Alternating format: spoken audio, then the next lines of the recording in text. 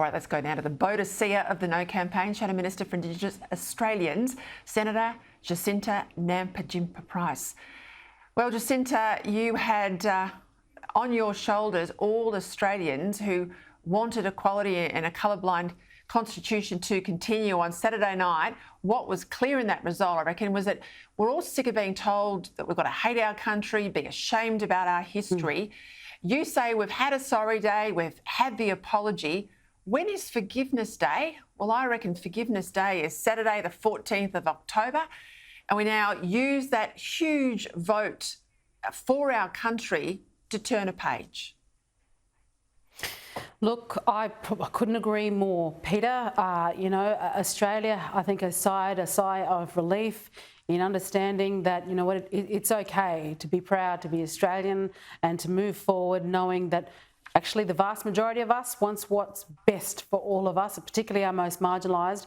I would say, though, that I know a wonderful bloke by the name of Danny Abdallah. He and his wife Layla are pushing for a Forgiveness Day, which I think is in early February.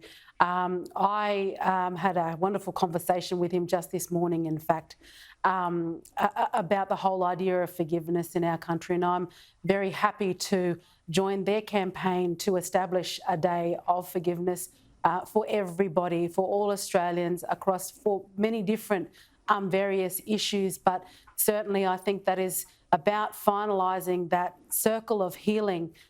Here's a man and he and his wife have been through a tremendous, overcome a tremendous tragedy in their lives, and forgiven the man that took the lives of their children. And if somebody like that, if those two incredible Australians can do that, then that is something that is open for all Australians to move forward with. It's about freeing oneself, it's about healing oneself and moving forward. And I think it's, a wonderful idea.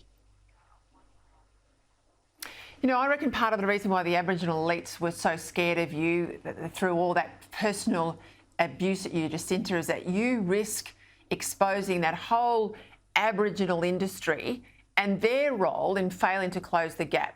For all the organisations that they run, for all the money they have to spend, we know that money's not hitting the ground where it's needed, which begs the question, if the money's not there on the ground but the money's leaving Canberra, something's happening there in the middle, right? There's clearly issues of corruption and other things that need investigation. Peter Dutton says you are going to get into this issue now that the Voice has been resolved. Tell us more. Oh, look, absolutely. Myself and my wonderful colleague, Senator Karen Little, we will be pursuing, an inquiry into where that money is being spent. This government cannot ignore the calls now.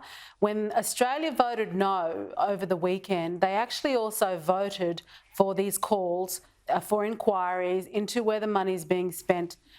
It's not just governments that have been responsible for the failures in terms of closing the gaps, but for those that have been funded to create outcomes to improve the lives of our most marginalised, they are also responsible. And of course, there are many organisations that came out as strong yes supporters because they want an entity in the Constitution that they can rely upon to do their bidding. But now, they have to understand that there are Indigenous women in Parliament who are prepared to ask the tough questions, and they need to be answered for the benefit of our marginalised. When the government suggests that the ANAO are doing their job in terms of auditing, no, we want an inquiry so we can hear from those marginalised Indigenous Australians who are affected by the lack of outcomes. And that's the purpose of these inquiries, to use the structures that exist to give those people a voice.